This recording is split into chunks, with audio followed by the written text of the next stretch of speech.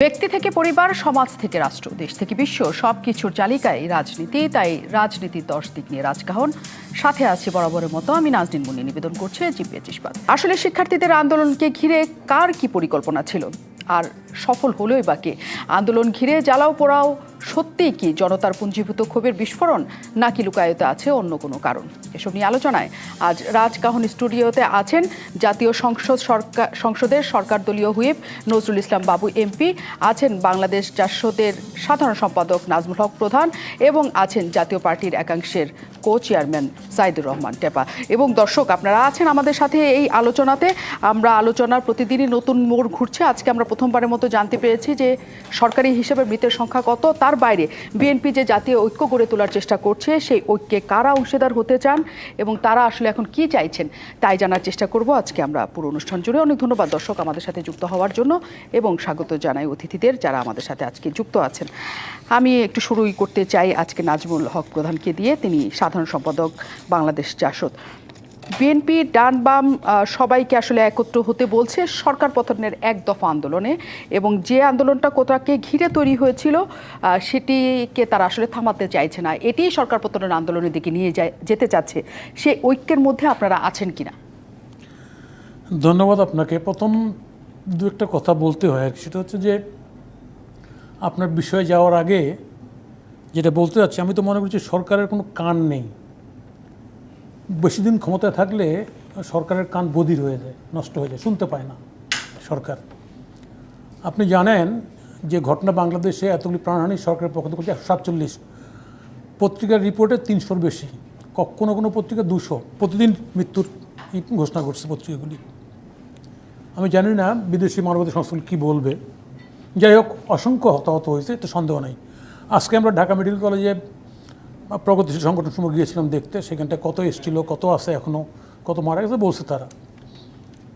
সেটা হচ্ছে যে বললাম কান নেই, ওনারা কিছু শোনেন না, কিন্তু জনগণ কান পেতে সব কথাই শোনে, সরকারের সব কথাই শোনে। আপনি জানেন 18 সালে যখন কোটার আন্দোলনটার যখন দাবিটি স্থগিত করা হলো, সেই সময় আমি চৌদলের একজন অংশীদার ছিলাম। কখনো কোনো দিন মন্ত্রণালয়ে চৌদল কোনো মিটিং হয় নাই। হঠাৎ করে ফোন আসলো আমার কাছে 11টার সময় যে আপনি কোথায়? মন্ত্রী মহোদয় নাসিম সাহেব, উনি কনভেনার, যে তাড়াতাড়ি সচিবালয়ে আসেন, মিটিং হচ্ছে চৌদলের মিটিং। কী বিষয়? বলে আসেন তাড়াতাড়ি, নেত্রী বলছে মিটিং করতে। তা আসলাম, গিয়ে বললো যে বসেন কনফারেন্স রুমে, ওখানটায় হাসানুল ইউনুস সাহেব বা ফজলুল বাদশা বসা আছে। বসলাম, পিএস এসে বললো যে মন্ত্রী মহোদয় আসতেছে, ওই বাকি 14 নেত্রী থেকে নিয়ে পাশ দিছে, ওনারা নিয়ে আসলো, নাসির আসলো। চৌদলের কনভেনার মোহাম্মদ নাসিম বললেন যে আসলে নেত্রী জানতে চাইছে এই যে কোটা নিয়ে আন্দোলনটা, এটার বিষয়ে কী বলা যায়। চৌদল বলা যায় এটা কথা বলার সঙ্গে সঙ্গে ফজলুল বাদশা এবং ইউনুস সাহেব বললেন যে পিটায় তুলে দেন, দিস ইজ মি। চৌদল আরও নেতারা ছিল, সবাই ছিল। আমি বললাম যে না, ওরা যেদিনই দাঁড়াচ্ছে সেদিনই পুলিশ পিটাচ্ছে, এবং আজকের পত্রিকাতে বেধড়ক পিটিয়েছে পুলিশ ওদেরকে, এবং ওরা এখানটাও পিটাচ্ছে, ক্যাম্পাসে ছাত্রলীগ ওদের উপর হামলা করতেছে, চটথাপ্পড় দিচ্ছে, হামলা দিচ্ছে, তাই না? কিন্তু এই কোটা নিয়ে আকবর আলী খান, ডক্টর সাদাত হোসেন সহ আরও যারা আমলা ছিল, এরা সংস্কারের পক্ষে ওই যুক্তিযুক্তভাবে কথা বলছে, ফলে এটা সংস্কার করা উচিত। তো ফলে হাসানুল সাহেবের এবং বাদশা সাহেবের ডিবেট টিকলো না, এবং নাসিম সাহেব ওটা গ্রহণ করলেন এবং জানালেন। তারপরে তো এই কোটা উগ্র হলো।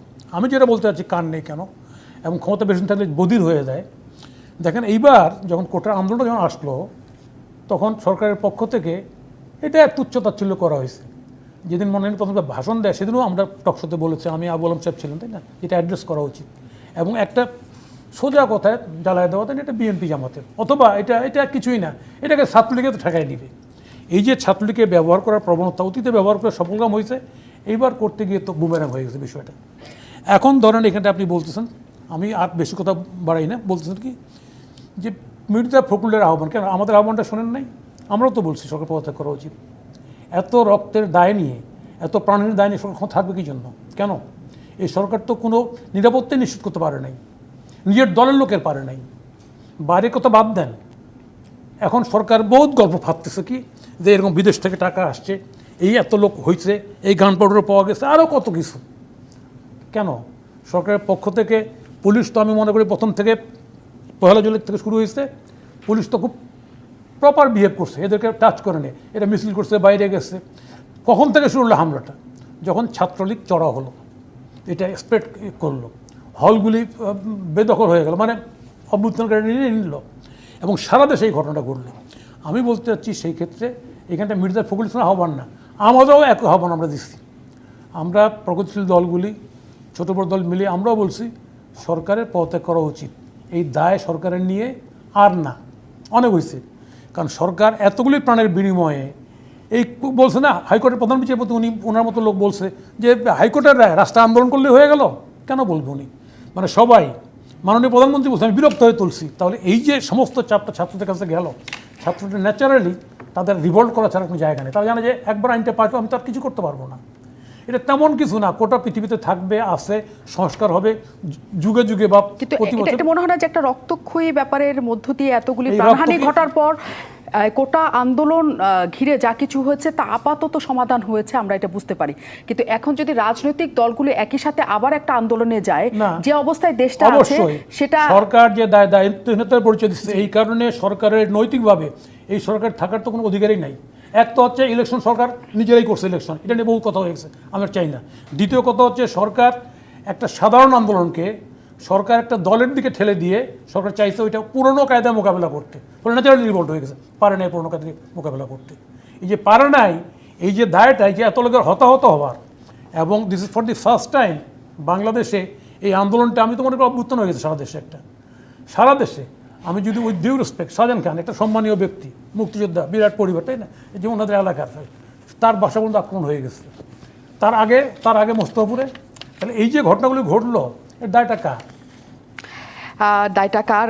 সাইদুর রহমান টেপা আমাদের সাথে আছেন, তিনি কো চেয়ারম্যান জাতীয় পার্টি থেকেও আজকে মুজিবুল হক চুন্নু বলেছেন যে সরকারকে তারা আসলে বিশ্বাস করে না, তারা কমিশন গঠন থেকে নানা কিছু তারা চেয়েছেন একই সাথে। সরকারকে বিশ্বাস করে না জাতীয় পার্টি, এইটা হচ্ছে মূল লাইন। সেখান থেকে যদি আমরা ধরি, যে পরিস্থিতি তৈরি হয়েছে এবং সবাই একসাথে ঐক্যের ডাক দিচ্ছে, জাতীয় পার্টি কি মনে করে যে ঐক্যে তারা থাকবে? ধন্যবাদ আপনাকে, ধন্যবাদ আমার অত্যন্ত দুইজন সহ আলোচক এবং ডিবিসির দর্শক শ্রোতা। প্রথমেই কোঠা আন্দোলনে যারা মৃত্যুবরণ করেছে তাদের আত্মার মাগফিরাত কামনা করছি এবং শোক সমন্ত পরিবারের উপরে করছি।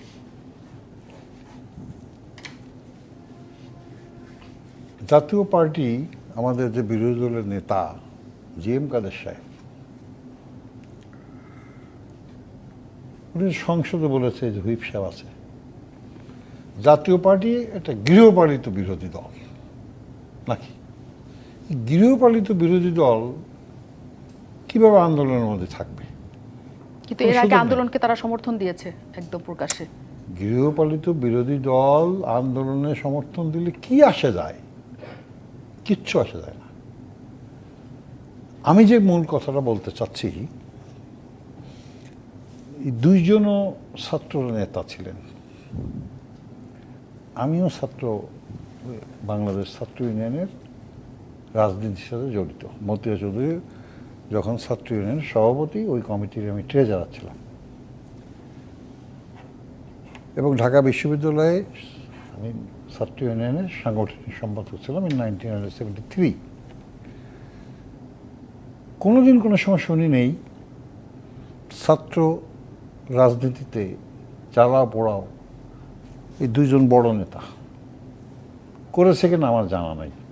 তবে ছাত্রদের যে কোঠা আন্দোলনটা, এটা সম্পূর্ণভাবে যৌক্তিক, শতভাগ আমি এদের সাথে একমত। কি কারণে একমত সেটা তো অযৌক্তিক কেউ বলে নাই। সেই ঘটনা শেষ হয়েছে, আমরা সামনের দিকে আগাই। আমরা আগে তাহলে জানতে চাই যে এই ঘটনা শেষ হয়েছে আপাতত? না, এই ঘটনা শেষ হয় নাই। কেন, কোন জায়গায় এখন শেষ হয়নি? আমার প্রশ্ন হলো যে এই যে লোকগুলি মারা গেল, একমত, গভর্নমেন্টও এই সব কিছু মেনে নিছে। আমার দুঃখ হয়, কষ্ট হয়, এই দেশটা যুদ্ধ করছি, আমি ব্যক্তিগতভাবে করছি, আমরা আপন 4 ভাই 1 বোন সরাসরি যুদ্ধে অংশগ্রহণ করেছি। সব কাজ আমাকে মাননীয় প্রধানমন্ত্রী করতে হবে কেন? যে কোথাও একটা পিঁপড়ে হইলে, অমুক জায়গায় কী হইলে এটা মাননীয় প্রধানমন্ত্রী করতে হবে। তাহলে এত শিক্ষামন্ত্রী কেন? এত হোম মিনিস্টার কেন? এত মন্ত্রী তো দরকার নেই। এদের পিছনে আমাদের ঘামের টাকা দিয়ে তোকে পোষানোর দরকার নেই। এই যে রংপুরের যে ছেলেটা নিরস্ত্র দাঁড়ায় আছে, তাকে হত্যা করা হলো। আপনারাও দেখেছেন, আমরা সবাই দেখেছি। কি করছে হোম মিনিস্টার সাহেব? সবাই দেখছে। এই কথা প্রধানমন্ত্রীকে বলতে হয়েছে। ছোট্ট বাচ্চা শিশু জানলার ভাষায় গুলি খেয়ে মারা গেল, অনেকে গুলি খেয়ে মারা গেল। এর বিচারটা কি করছে? বিচার হওয়া দরকার। কাদের বিচার হওয়া দরকার? যারা এটা করছে। এখন যে আন্দোলনটা, আমি যেটা মনে করি যে আন্দোলনটা এখন যেভাবে যাচ্ছে, এই যে প্রধান ভাই বলল, উনিও তো পোড়খাড়া রাজনীতিবিদ, ছাত্রলীগের সভাপতি ছিল। আমাদের ওনাদের ভাষায় স্বৈরাচারী আন্দোলনের জন্য এই দুই নেতারা খুব কাজ করছে, খুব। প্রধান ভাই, বাবু ভাই, হাবিব ভাই, সব ভাইরা। তো তখন আপনি গোপনে কোনো হেল্পও করছেন। হ্যাঁ, আমি কিন্তু তখন এটাকে বলতে পারবে যে ওনাদের উপরে মারপিট হয়েছে? হয় নাই। কিন্তু এখন কিছু হলেই গোলাগুলি হচ্ছে, এ হচ্ছে, সব কিছু আমাকে মাননীয় প্রধানমন্ত্রীকে কেন ট্যাকেল করতে হবে? আজকে ছাত্ররা যখন আন্দোলন করতেছিল, ওবায়দুল কাদের স্যার ছাত্রলীগের প্রেসিডেন্ট ছিল, সেক্রেটারি ছিল না, প্রেসিডেন্ট ছিল। সমস্ত আওয়ামী লীগের যারা মন্ত্রী আছে ম্যাক্সিমাম ছাত্র রাজনীতির সাথে জড়িত ছিল। যাইয়া হাঁটিয়ে যায় বলতে, বাবা তোকে কি দরকার, আমরা একসাথে কথা বলি। তা তো বলে নাই, বললে তার সমস্যার সমাধান হয়ে যায়। কিন্তু এখন যেটা হচ্ছে, আমি যেটা মনে করি যে এটা একটা নাশকতামূলক অবস্থা সৃষ্টি হয়েছে বাংলাদেশে। ক্ষতি হচ্ছে কাদের? মেট্রো রেল, আমরা কালকে গিয়েছিলাম। তারপরে কি ঘটনার তারপরে কি, মানে এখন কি আমাদের, এখন কি আমাদের সামনে কি? আমাদের সামনে আমরা চাবো, আমি যেটা মনে করি, আমি ব্যক্তিগত দেশের কাছে নাগরিক হিসেবে মনে করি যে ছাত্রদের যে আন্দোলনটা, সেই আন্দোলনটা সাধারণ মানুষের মধ্যে না যেয়ে, সহিংসতার মধ্যে না যেয়ে এই দেশটা ঠিক করা। এই দেশটা ঠিক করতে হলে একমাত্র সরকারের পক্ষেই সম্ভব। এবং যারা রাজনীতিবিদ আছে, সামাজিক লোক আছে, সাংবাদিক আছে, পেশাজীবী মানুষ আছে, সবার সাথে কথা বলা উচিত। তারপরে আপনি মনে করেন যে এখন সরকার এই ঠিক করার জন্য যে পদ্ধতিগুলি নিচ্ছে বা পদক্ষেপগুলি নিচ্ছে সেগুলি ঠিক আছে? সরকার কি পদক্ষেপ নিচ্ছে সেটা তো আমি বলছি না। আমি বলছি যে, আমি যেটা বলছি, সরকারের সব পদক্ষেপ ঠিক না তো। সরকারের যদি সব পদক্ষেপ ঠিক হতো, তাহলে আজকে ওই যে রংপুরের যে পুলিশটা সবাই দেখছে, আপনিও দেখছেন, আমিও দেখছি, সেই পুলিশটার কি হইলো? নিশ্চয়ই। যে বাচ্চা ছেলেটা জানলার পাশে দাঁড়ায় ছিল, গুলি খেলো, তার কি হইলো? আগের পদক্ষেপে ভুল ছিল কিনা? আরেকটা জিনিস দেখেন, আমি আপনাকে মনে বলি না, এই কথাটা শেষ করি। বলেন। হসপিটালে যাইতে হবে মাননীয় প্রধানমন্ত্রী, আর কোনো মন্ত্রী এখানে নাই। আর প্রধানমন্ত্রী গেলে কি অসুবিধা? আরে প্রধানমন্ত্রী যাবে, সেটা তো ভিন্ন। কেন? প্রথম যাওয়া উচিত ছিল কার? স্বাস্থ্যমন্ত্রী। না, প্রধানমন্ত্রী গেলে কি সমস্যা? প্রধানমন্ত্রী গুলি সমস্যা না তো, প্রধানমন্ত্রী তো সব জায়গায় যাবে। হ্যাঁ, তিনি দেশের সব জায়গায় যাবে। প্রধানমন্ত্রী, কিন্তু তিনি সবার যেদিনকে প্রধানমন্ত্রী, তিনি গোলমালটা যাবেন হলো, না। যেদিনকে গোলমালটা হলো, এই স্বাস্থ্যমন্ত্রী তোমার দরকারটা কি বাবা? তুমি কি কাজটা করছো? আচ্ছা, আপনি ওই তর্কটার মধ্যে আছেন যে কার যাওয়া উচিত ছিল কি কার যাওয়া উচিত না ছিল না না। না, আমরা সবই কাজ যদি হ্যাঁ, না না, আমি যে কথা বলতে চাচ্ছি, আমি আপনার কাছ থেকে সবই কাজ যদি মাননীয় প্রধানমন্ত্রীর করতে হয়, হ্যাঁ। তাহলে বাবা সামন্তলাল তুমি আচ্ছা, স্বাস্থ্যমন্ত্রী কেন? সেটার কামাল ডিটেইল ভাই কেন তুমি আমি কেন আপনার হোম কাছ থেকে মিনিস্টার? আমি জানবো যে কেন আপনার মনে হয়েছে যে তারা কোনো কাজ করছে না, সব প্রধানমন্ত্রী করছে। আমি নজরুল ইসলাম বাবুর কাছে একটু যেতে চাই। অনেক ধন্যবাদ, আপনি আমাদের সাথে যুক্ত আছেন। কিছুক্ষণ আগে খবর এসেছে আমাদের কাছে যে ডিবি হেফাজতে থাকা 7 জনের কাছ থেকে একটি বিবৃতি এসেছে, ভিডিও বার্তা, যে তারা তাদের আন্দোলন প্রত্যাহার করে নিয়েছে। আপাতত যদি আমরা ভাবি যে এই মুহূর্তকার খবর হিসেবে যদি সেটাকে ধরি আমরা, তাহলে কোটা আন্দোলনটা আসলে সমাপ্তি হলো ভাবা যায়। আসলে কি তাই? আপনাকে অনেক ধন্যবাদ। আমরা দুইজনের বক্তব্যই শুনেছি। আমার অগ্রজ নেতা এখানে প্রধান ভাই বলেছেন, প্রধান ভাইয়ের মধ্যে মনে হয়েছে যে ক্ষোভ, দুঃখ, বেদনার একটা বহিঃপ্রকাশ ওনার নিজেরই। আর টেপা ভাই যেটা বলেছেন সেটা কোথায় ভুল আছেন সরকারের, সেই শিক্ষকতায় নেমেছেন। কিন্তু আমি বলবো, দেখেন, আপনি যে প্রশ্নটা করেছেন তার যথার্থ উত্তর দুইজনে কেউ কিন্তু বিশ্লেষণ করতে চায় নাই।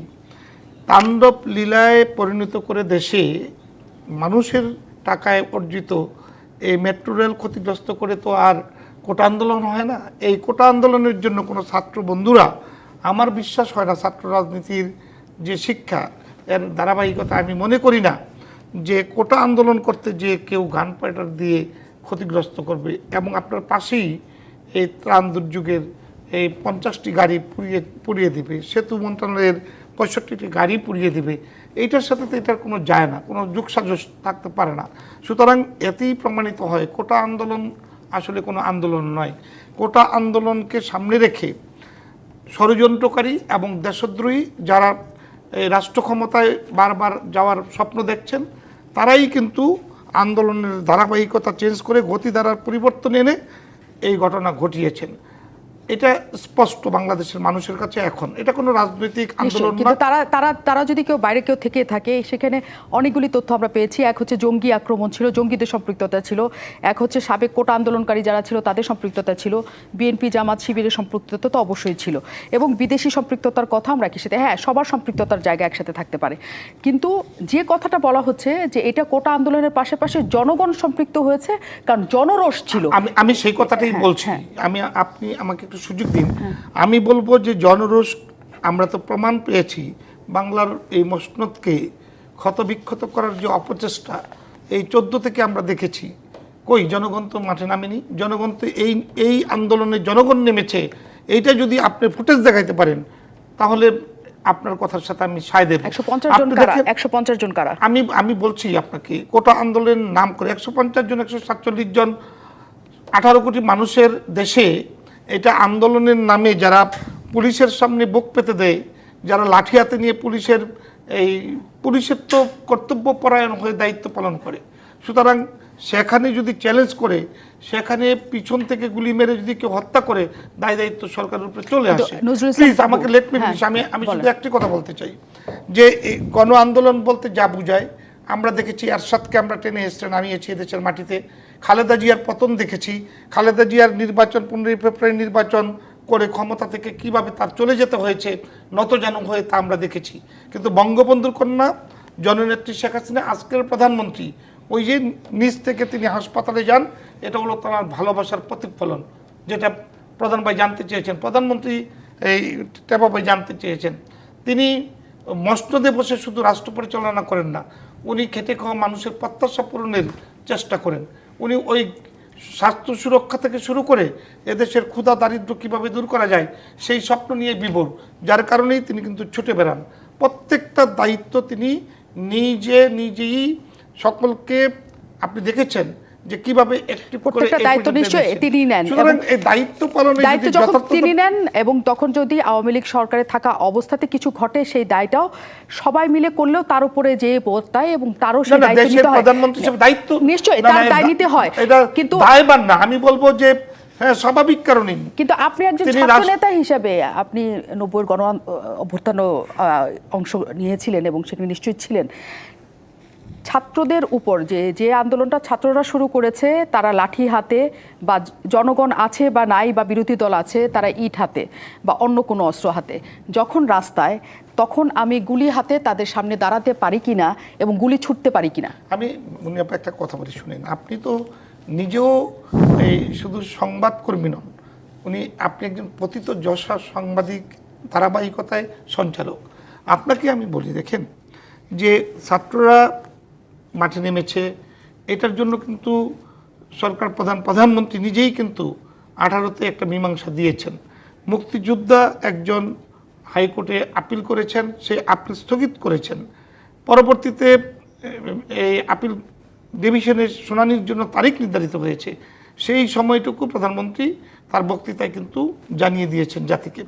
এখানে মাননীয় প্রধানমন্ত্রীর সমর্থন ছাত্রদের প্রতি ছিল বলেই আপনি দেখেছেন যে এই আন্দোলনকে নিয়ে ছাত্রলীগের উপর যে দোষ বর্তাতে চেষ্টা করেন, এটা কিন্তু ছাত্রলীগ করেন নাই। ছাত্রলীগ কিন্তু সহানুভূতি এবং পাশে থেকে ছাত্রলীগের নেতাকর্মীরাও কিন্তু এই কোটা আন্দোলনের যৌক্তিক মনে করেই তাদের পক্ষেই কাজ করেছেন।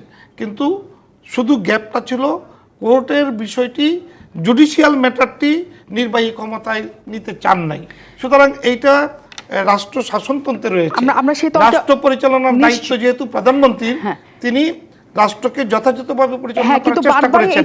এই সুযোগটা নিয়ে যারা ক্ষমতা লোভী, যারা দেখেছেন আপনি এই রাষ্ট্রকে তছনছ করে দিয়েছে, লণ্ডভণ্ড করে দিয়েছে। সেই ধারাবাহিকতায় কিন্তু এবার ছাত্রদেরকে সামনে রেখে সুযোগ নেওয়ার চেষ্টা করেছেন। ছাত্ররা কিন্তু বলেছেন, এই কোটা আন্দোলনকারীরা কিন্তু বলেছেন পরিষ্কার যে ওরা এটার দায় দায়িত্ব নেবেন না এবং ওরা তার সাথে নেই। বারবার বলেছে। সুতরাং ওরা কারা? ওরা হলো তারা যারা নাকি অন্ধকারে থেকে এই দেশটাকে ডুবাতে চেষ্টা করছে, ক্ষমতায় যাওয়ার বারবার লোভ লালসা থাকার অনেক জায়গায় অনেক কিছু করেছে, তারাই কিন্তু সরকার সর্বোচ্চ সহনশীলতা দেখানোর সময়ে, একটা আন্দোলনের সময়ে সরকার জানে যে এটা অন্যদিকে যেতে পারে। এই গুলি করার নির্দেশনা আসলে আপনাদের ছিল কিনা, আপনারা দিয়েছিলেন কিনা বিজিবি পুলিশকে, নাকি এটা ঘটনাচক্রে তাদের কাছে হয়েছে, সেটা আমরা আপনার কাছে যেমন জানতে চাই, তেমন ডিবি হেফাজতে থাকা অবস্থায় যখন শিক্ষার্থীদের কাছ থেকে বিবৃতি আসে তখন সেই বিবৃতির প্রতিও আসলে মানুষজন আস্থা রাখবে নাকি সন্দেহ করবে, সেই প্রশ্নের উত্তর নিতে ফিরবো আমরা বিরতির পর। স্বাগত আরও একবার রাজকাহনে। আমরা আলোচনায় আছি, আলোচনায় ফিরতে চাই। জ্বালা পোড়া সহিংসতার পেছনে কোন রাজনীতি, সেই প্রশ্নকে নিয়ে আমরা আছি। আমাদের সাথে নাজমুল হক প্রধান আছেন। একদম স্পষ্ট করে আপনি বলেছেন যে মির্জা ফখরুল ইসলাম আলমগীরকে কেন রাখতে হবে, আপনাদের একই দাবি যে এখন এই মৃত্যুর দায় নিয়ে প্রধানমন্ত্রীকে পদত্যাগ করতে হবে। এবং কোটা আন্দোলনের যে ছাত্রদের যে অবস্থা, এখনও পর্যন্ত ঢাকায় যারা সমন্বয় আছেন তাদের যে ব্যাখ্যা, তারা হচ্ছেন এই আন্দোলন থেকে তারা উঠতে চান না, তারা এই আন্দোলনকে প্রলম্বিত করতে চান, তাদের নানা শর্ত দিনে দিনে যুক্ত হচ্ছে। এখন তাদের সাথে আপনারাও যদি রাজনৈতিক দলগুলি নামেন, তখন যে মৃত্যু আমরা এই 150 বা 200-তে এসে থেকেছে, সেই মৃত্যুর সংখ্যা, দেশের ক্ষতির সংখ্যা যে আরও অনেক বাড়বে এবং এই অর্থনৈতিক অবস্থার মধ্যে, সেটা কি আপনারা মাথায় রাখেন কিনা? একটা বিষয় বলি, বিষয় হচ্ছে যে বয়ানটা, সরকারের যে বয়ানটা, এটা সম্পর্কে রবীন্দ্রনাথের একটা কবিতা মনে পড়ে গেল, পুরাতন ভৃত্য, যে ভূতের মতন চেহারা যেমন নির্বোধ অতি ঘোর, যা কিছু হারায় গিন্নি বলেন কেষ্ট বেটাই চোর। এই যে সরকার এই যে শুরু করছে মুক্তিযুদ্ধ এবং বিএনপি জামাত, এই সমস্ত জায়গায় বিএনপি জামাত, আপনাকে বলি আমি পাকিস্তান আমলে এটা আরও ভালো বলতাম, আমরা তো 19 যুক্ত হয়েছি সিরিয়াসলি। 52 সালের ভাষণ থেকে পাকিস্তানকে আমরা বলতে গেলে হিন্দুরা হিন্দুস্তানের কাজ, এটা এবার ভাষণটি ছিল হিন্দুস্তানের কাজ, 19 হিন্দুস্তানের কাজ। এবং বঙ্গবন্ধুকে শেষ পর্যন্ত বঙ্গবন্ধু ওর আগে ওকে ষড়যন্ত্র মামলাই দিয়ে দিল, হিন্দুস্তানের কাজ করে স্বাধীন হলো দেশটা। এই যে আওয়ামী লীগ শুরু করছে এই সমস্ত কিছু ওই কেষ্ট, ওটা ওই বিএনপি জামাত, সব বিএনপি জামাত, ওইটা করতে গিয়ে ধরাটা খাই গেছে। এবার এটা একটা ছাত্র গণভ্যুত্থান হয়ে গেছে, এটা হচ্ছে বাস্তবতা। মানে যার কারণে এত লোককে হত্যা করতে হয়েছে, মারতে হয়েছে, যার কারণে মারতে হয়েছে। এবং ধ্বংসযোগ্য সঙ্গে মিলানো যায় না তো। আপনি ধ্বংসযোগ্য কি ধ্বংসযোগ্য হয়েছে? 71 সালে কি হয়েছিল? 71 সালে আপনি এই যে 71 সালে আপনাকে বলে নেই মাননীয় প্রধানমন্ত্রী কথা বলছে 71 সালে পাঞ্জাবিরা পুরায় নাই, এটা টিভিতে কথা ভুলভাল হচ্ছে কেন জানেন? পাঞ্জাবিরা পুরাবে না, পাকিস্তান টিভি ছিল, এটা ওটা পুরাবে কেন? তাহলে কথা যে ভুলভাল হচ্ছে কী কারণে? ঘটনা হচ্ছে যে এইখানটায় ওই যে পুরনো কায়দায় এই যে ছাত্রদেরকে আসো ছাত্রলীগ সব ঠেকাও ওদেরকে। এই যে আপনি দেখেন নাই ঢাকা মেডিকেলের যারা চিকিৎসা নিতে এখানে ছাত্রকে হামলা করছে, দেখেন নাই? আপনি হেলমেট বাহিনী দিয়ে ছাত্রদের যে পরিবহন আন্দোলন হলো স্বাধীন খানের কথার বিরুদ্ধে, তখন হামলা করছে, হেলমেট দেখেন না? হেলমেটে তাহলে ছাত্রলীগকে যে ব্যবহার করা হচ্ছে এইভাবে লাঠিয়াল হিসাবে, এই ব্যবহারের এবার রেজাল্টটা ভিন্ন হয়ে গেছে। কারণ ওই যে পুরনো মনে করছে বিএনপি জামাত, তো বিএনপি জামাত না, এই বিএনপি যেমন না, এই যে অভ্যুত্থানটা হয়ে গেল ছাত্র অভ্যুত্থান, যার কারণে গভর্নমেন্টকে এত হত্যা করতে হয়েছে। আজকে আপনার দুর্ভাগ্য হচ্ছে জাতির এই হত্যাকাণ্ডের সময় এগুলো মিলাচ্ছেন। আপনি টাইমটা খেয়াল করেন তো, আপনি সাংবাদিক লোক, আপনি সারাদিন হত্যাকাণ্ড হয়েছে আর বিকালে সন্ধ্যার আগে আগে এগুলো পুরানো হয়েছে। আজকে পাবলিক কি বলে, পাবলিকের পারসেপশন কি? এগুলো আন্দোলনকারীরা করছে, হ্যাঁ পাবলিক ঢিলপাট করে মারছে। আপনি যদি বলেন যে হ্যাঁ ওইখানটা পুলিশ যাত্রাবাড়িতে 50 জন মরতো, আমার কোনো আপত্তি ছিল না, অথবা উত্তরায় মরতো 50 জন আপত্তি ছিল না, মোহাম্মদপুর, ধানমন্ডি, সমস্ত জায়গায় এত মূল্য কি কারণে? ছড়াগুলি ওখানে তো পুলিশের ট্যাঙ্ক টাঙ্গায় দেয় নাই, ওখানে তো পুড়ায় দেয় নাই, আপনার ছড়াগুলি, বুলেট এবং ব্রাশ পর্যন্ত হয়েছে। আপনি ইমাজিন করতে পারেন? একটা ওই যে ভিডিওতে ভাসতেছে একটা ভাসতেছে একটা কথা। আমি শুধু একটা প্রশ্ন ছোট্ট করে আপনাকে করি, আপনার কাছ থেকে সহজ করে উত্তর নেই। ধরেন এখানে আওয়ামী লীগ নাই, প্রধানমন্ত্রী শেখ হাসিনা নাই, অন্য কেউ নাই, ধরেন আপনি আছেন, সবাই রাস্তায় নেমেছে, সেটা আপনি জনরোষ বলছেন, জনরোষও আছে, সব মোড়ে মোড়ে সকল জায়গায় এরকম সহিংস অবস্থা তৈরি হয়েছে, আপনি কি করতেন? সহিংস অবস্থাটা তৈরি করে দায়ী না, সেটা মনে করেন সেটা না, যার দায়িত্ব শুনেন, যে সরকার দায় নেয় না, দায়িত্ব নেয় না, সে সরকার তাকে দরকারটা কি? আচ্ছা, ওই আমি যদি বলি আপনার প্রশ্ন যদি বলি, শুনেন, এই সরকার জানমালের নিরাপত্তা দিতে পারে নাই, শুধু তাই না দলীয় লোকদেরও নিরাপত্তা দিতে পারে নাই সরকার, দলীয় লোকদের নিরাপত্তা। তার সরকারের দায়িত্ব হচ্ছে মানুষের জানমালের নিরাপত্তা বিধান করা, দলীয় লোকদেরও পারে নাই। এবং দলীয় লোকদের ক্ষেত্রেও সরকার বলতে এখন তোমরা ঘরের মধ্যে শুয়ে থাকো, তোমরা এসে ঘরে মেরে ফেলবে, কোনো দল এরকম হয়েছে নাকি? দলের বিরুদ্ধে আন্দোলন হয় নাই? দলের লোক ঘরে কিন্তু মেরে ফেলে? এই সরকারের পক্ষ থেকে বলা হচ্ছে, কারণ সরকার ওই জায়গায় পৌঁছে গেছে যে আমাকে ঘরের মধ্যেও মেরে ফেলতে পারে। এটা কখনো হয় না কোথাও। সাইদুর রহমান মুসলিম টেপা, উচ্ছেদ হয়ে গেছে, জি। ঘরে ঘরে মুসলিম যে টেপা কথাটা আছে বলছি নাকি? এটা আসলে জনরোষ, এটা ছাত্রদের সাথে এটা ছাত্র অভ্যুত্থান তৈরি হয়েছে, সেটা নাজমুল হক প্রধান বলছে। আপনার কি আসলে সেটা মনে হয় যে এইটার সাথে বিএনপি, জামাত, শিবির কেউ জড়িত না, এটা শুধুই ছাত্র অভ্যুত্থান ছিল? ধন্যবাদ আপনাকে। জনরোষ বলতে যে কথাটা বোঝা যায়, প্রধান ভাই বলেছেন, এটা জনরোষ বলে না। এখন সমস্যা কি জানেন? আওয়ামী লীগ এবং বিএনপি দুইটা দলের একটাই সমস্যা, টেলিভিশন খুললেই ওবায়দুল কাদের সাহেব আরো যারা যারা মন্ত্রী আছে জামাত আর বিএনপি করছে। আর চোখে দেখো না রংপুরে জাতীয় পার্টির নেতারা করছে, এটা দেখে না? এই যে প্রধান বাইকের লোকজন আছে তা দেখে না? দুইটা দলের কথা বলতে হবে কেন? যারা সন্ত্রাস করে, যারা আগুন দেয়, তাদের দল সবাই আছে এর মধ্যে। তো আমি মনে করি যেটা, যে এই ঢালাওভাবে না বলিয়া যারা এই কাজগুলি করছে তাদেরকে চিহ্নিত করা উচিত। সেটা এটাতে এমনও হতে পারে যে আওয়ামী লীগের ভিতরের ঘাপটি মারা লোকজনও করতে পারে, নিশ্চয়ই করতে পারে না? উবায়দুল কাদের সাহেব মাঝে মাঝে বলে হাইব্রিড, তো হাইব্রিড করতে পারে। তদন্ত করে অন্তত বের করা দরকার। ঢালাওভাবে আপনি বলতে পারেন না। নজরুল ইসলাম বাবুর কাছেই তাহলে যাই আমি। নজরুল ইসলাম বাবু, একটা প্রথমে করি যে হেফাজতে নেওয়া ছাত্ররা যখন বিবৃতি দেয় সেটা আসলে জনগণের কাছে বিশ্বাসযোগ্য হয় কিনা? কেন বিশ্বাসযোগ্য হবে আমি আপনাকে বলি। দেখেন, যে প্রধান ভাই যে কথাগুলি বলেছেন এটা কিন্তু আমি আগেই বলেছি যে বাংলাদেশের রাজনীতিতে এখন একটা ধারাবাহিকতা সৃষ্টি হয়েছে। যেমন হিরু আলম, তারপরে নুরু, এরকম এখন বড় কণ্ঠে বড় জোরে যখন তখন গভর্নমেন্টের বিপক্ষে কিছু কথা বলে কিছু মানুষ নিজেকে কিছু একটা হেডম প্রমাণ করার জন্য টক শোতে এসে সুযোগ পায় কথা বলে। কিন্তু বাস্তবতা কি জানেন? ছাত্রলীগ বাংলাদেশের এমন একটি সংগঠন যে ছাত্রলীগ প্রতিষ্ঠিত হয়েছে রক্ত দিয়ে, মানুষের প্রত্যাশা পূরণের লক্ষ্যে বঙ্গবন্ধু নিজ হাতে করেছেন। যে ছাত্রলীগ 17,000 নেতাকর্মী মুক্তিযুদ্ধে প্রাণ দিয়েছে, সেই ছাত্রলীগ কিন্তু ঢাকা বিশ্ববিদ্যালয়ে হাজার হাজার নেতাকর্মী, সেখানে ছাত্রলীগ বের হয়ে এসেছেন। মাননীয় প্রধানমন্ত্রী নির্দেশনা দিয়েছেন, আজকে যারা সন্ত্রাসী, আজকে যারা চিহ্নিত, এই জামাত বিএনপি আমরা সেই কারণে বলি, তারা চেয়েছিল ঢাকা বিশ্ববিদ্যালয়ে লাশ, সেই লাশ যেন না পড়েন, সেই জন্যই কিন্তু ছাত্রলীগ নিজের গায়ে মার নিয়েছে, রক্তাক্ত হয়েছে, কিন্তু তারা প্রধানমন্ত্রীর নির্দেশনা নিয়ে ক্যাম্পাস ছেড়ে চলে এসেছেন। কেন? যেন লাশ না হয়।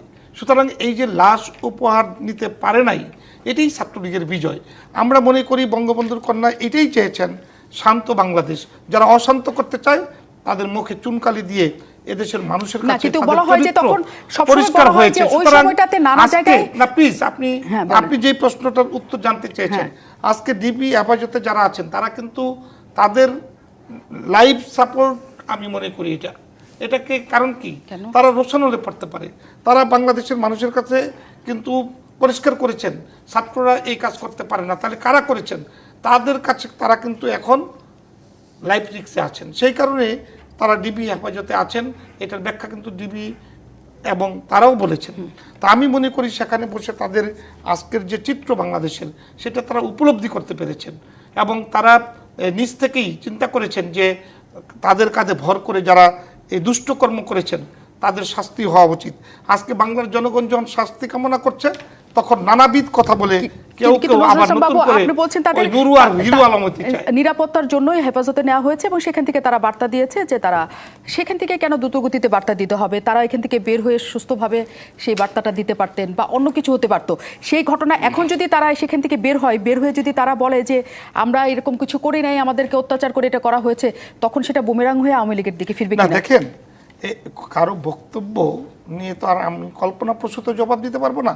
তবে আমি এইটুকু বলি যে এই যে আন্দোলনকারীর পক্ষে যারা নেতৃত্ব দিয়েছেন তারা কিন্তু মাঠে ঘাটে এবং আপনাদের মিডিয়ায়ও বলেছেন তারা এই ধরনের কর্মকাণ্ডের সাথে সম্পৃক্ত নয়। তাদের নৈতিক দাবি আজকে প্রতিফলন ঘটেছে।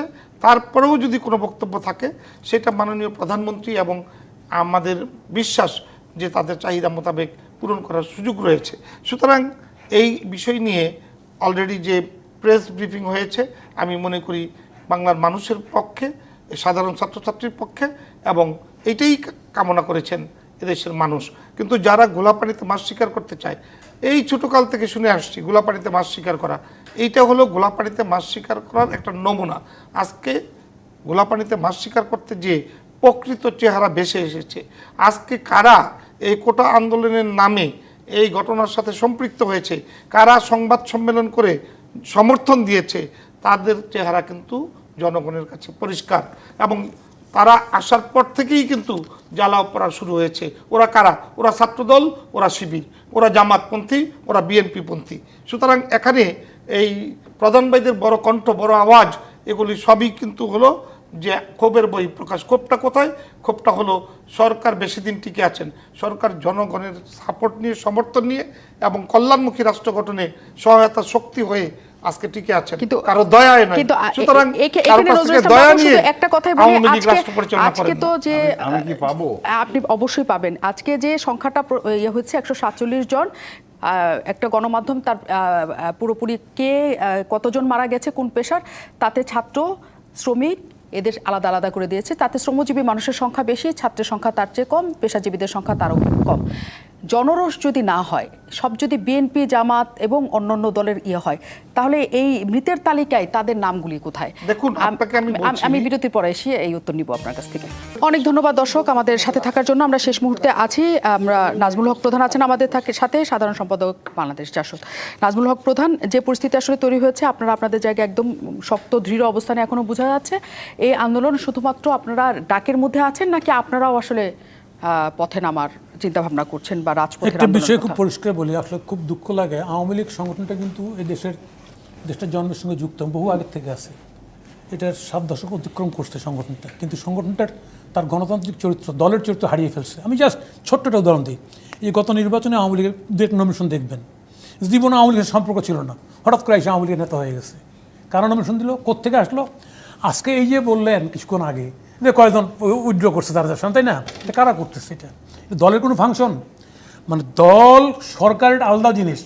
অনেক সময় উন্নত দেশে দেখবেন, গণতান্ত্রিক যেসব দেশে প্রক্রিয়া চালু আছে না, দলে সরকারের কাজটাকে বিরত করে, এটা করতে পারবে, এটা করতে পারবে না। এখানটা দল সরকার একাকার হয়ে গেছে। ফলে প্র্যাকটিক্যালি বর্তমান সময়ে আওয়ামী লীগ দলের আর কোনো রোল নাই। যদি রোল থাকতো তাহলে এই আওয়ামী লীগেই বলতো মাননীয় সাধারণ সম্পাদক, আপনার এই কথার কারণে এই ঘটনা ঘটছে, আপনি রিজাইন করেন, আপনি সরেন, আপনি সরকার, আপনি বিরত হন, বলতো। কিন্তু দলের যেহেতু রোল নাই, ফলে যা ইচ্ছা তাই করতেছে। এবং এই যে কথাগুলি, এই যে আপনার দেখবেন মন্ত্রী পরিষদও অনেকে আসছে, হঠাৎ করে মন্ত্রী হয়ে গেছিলাম। কিন্তু আওয়ামী লীগ তো প্রাচীন দল, পুরাতন দল, সেই আওয়ামী লীগে আজকে এলাম, তাই না? উৎসরিতর বিয়ে নেতা হয়ে গেলাম। এই যে ঘটনাটা, ফলে দলটার আর স্বাভাবিক কার্যক্রম নেই। এবং এই যে আওয়ামী লীগ দলটা শেষ হয়ে গেছে, কিন্তু এটা রেজাল্ট আওয়ামী লীগটা দেবে, আমি বলছি। এবং ছাত্রলীগকে একইভাবে ব্যবহার করার কারণে, যে ছাত্রলীগ ঐতিহ্য ছিল, আমিও ছাত্রলীগ করেছি, যে স্বাধীনের আলাদা ধারা এসেছি, সত্য। আমারও ওই ছাত্রলীগ হাতে ধরি, আমার ফোনটা কাঁদে যখন ছাত্রলীগ যখন শুধুমাত্র মস্তান হিসেবে ব্যবহার করেন, হেলমেট দিয়ে যখন ছোটে। ছাত্রলীগ তো উনিও করছেন, ছাত্রলীগ কোনো জায়গায় আসছেন, ওনার লাগে না। আজকে আমি সেই কারণেই মনে করি as a whole Awami League বিগত 15 বছরে শাসন করতে গিয়ে আওয়ামী লীগ তার দলটার সামগ্রিক চরিত্র হারাই ফেলছে। এবং খুব দুর্ভাগ্যের বিষয়, আওয়ামী লীগ গুরুত্বপূর্ণ নেতারা বলতেছে আওয়ামী লীগকে তো ঘর থেকে বাইরে না হলে তোমাকে মেরে ফেলবে। এটা একটা দলের নেতার ভাষ্য হতে পারে না। কেন মারবে আওয়ামী লীগকে? আওয়ামী লীগ এমন কি কোনো অপরাধ করে ফেলছে যার কারণে তাকে মেরে ফেলবে ঘরের মধ্যে? কিন্তু আজকে বলতে হচ্ছে। এবং এই কথাগুলো এই আন্দোলনের মধ্যে আমি শুনতেছি আওয়ামী লীগের অনেক লোক মারা গেছে। তাহলে দেখেন, আপনি ছাত্রলীগকে আমাদের গ্রামের যে হুলাই দেওয়া দিলেন, তালি দিয়ে যে নামো, সব ছাত্রলীগ নামলো, ঠেকাইতে পারলেন না, যুবলীগ ঠেকাইতে পারলেন না, আওয়ামী লীগ নামলো, পুলিশ নামলো, বিজেপি নামলো, আর্মি নামলো, তারপর তো ঠেকাইতে পারলেন না, কারফিউ দিতে হইলো। তার মানে অ্যাজ এ হোল এটা একটা জনরস না, ছাত্র গণ অভ্যুত্থানের ক্ষেত্রে মানতে হবে। আপনি ক্ষমতা 100 বছর থাকেন, কিচ্ছু আসা যায় না, কিন্তু if you fail to realise this, আপনি যদি ব্যর্থ হন এটা উপলব্ধি করতে, তাহলে আমি মনে করবো আপনি ফরএভার ব্যর্থ হয়ে গেছেন। আমি চাই না আওয়ামী লীগের জায়গায় যাক। দলটার এখন দলের যারা লোক আছে ভবিষ্যতে নেতৃত্ব দেবে, তাদের উচিত এক্ষেত্রে শীর্ষ দ্বারা উঁচু করে দাঁড়ানো। সাইদুর রহমান টেপা, মনে হয় যে আসলে দুর্বল অবস্থায় পড়ে গেছে আওয়ামী লীগ? না, নিঃসন্দেহে আওয়ামী লীগ তো দুর্বল অবস্থা পড়ছেই, সরকার তো দুর্বল অবস্থা পড়ছেই। যদি দুর্বল অবস্থা না পড়ে তাহলে কারফিউ দেবে কেন? যদি দুর্বল অবস্থায় না পড়ে তাহলে আপনার অফিস আদালত সাধারণ ছুটি দেবে কেন? নর্মাল কেস, এটা তো প্রশ্ন করার কিছু নাই। এই দুর্বল অবস্থার থেকে কাটায় উঠতে হলে যেটা প্রয়োজন সেটা হচ্ছে সবার সাথে আলোচনা করা। আজকে দেখেন, আলোচনা করা ওইটুকুই নেই, তাহলে 30 সেকেন্ড আমি তার কাছ থেকে নিতে পারবো। নজরুল ইসলাম বাবু, কি মনে হয় আসলে ঘুরে দাঁড়ানো সহজ হবে? না, আওয়ামী লীগ তো ঘুরে দাঁড়ানোর কিছু নেই। আওয়ামী লীগ যথাযথভাবে রাষ্ট্র পরিচালনার পাশাপাশি সাংগঠনিক কর্মকাণ্ড চালিয়ে যাচ্ছেন। আমি আপনাকে বারবার বলছি যে বাংলাদেশের প্রধানমন্ত্রী যেটা চেয়েছেন যে সুরক্ষা এবং দেশের মানুষ যেন ক্ষতিগ্রস্ত না হয়, দেশের সম্পদ যেন বিনষ্ট না হয়, সেই চাওয়ার ক্ষেত্রে যদি সাংগঠনিক দুর্বলতা মনে করেন তাহলে তো আমি মনে করি তা না। কারণ সাংগঠনিক শক্তি আমাদের আছে এবং থাকবে। রাজনৈতিক কর্মীদেরকে বলা হয়নি প্রতিহত করো, রাজনৈতিক নেতাকর্মীদেরকে এই যারা হিংস্র তাদের কাছ থেকে দূরে থাকার অভিপ্রায় এই কারণে কিন্তু ব্যক্ত করেছেন এই যেন অভিযোগ কোনো আছে যে আওয়ামী লীগ এবং রক্তাক্ত না হয় বাংলাদেশ। নিশ্চয়ই, কিন্তু এটা আপনারা চেয়েছেন, এটা নিশ্চয়ই আমরাও দেখেছি, কিন্তু জনগণের ভাষা, ছাত্রদের ভাষা আওয়ামী লীগ বুঝতে পারেনি, এই অভিযোগটা আওয়ামী লীগের বিরুদ্ধে আছে। আমরা আশা করি সেটি সামনে তারা অবশ্যই বুঝতে পারবে এবং শান্তিময় কিছু হবে। অনেক ধন্যবাদ সাথে থাকার জন্য।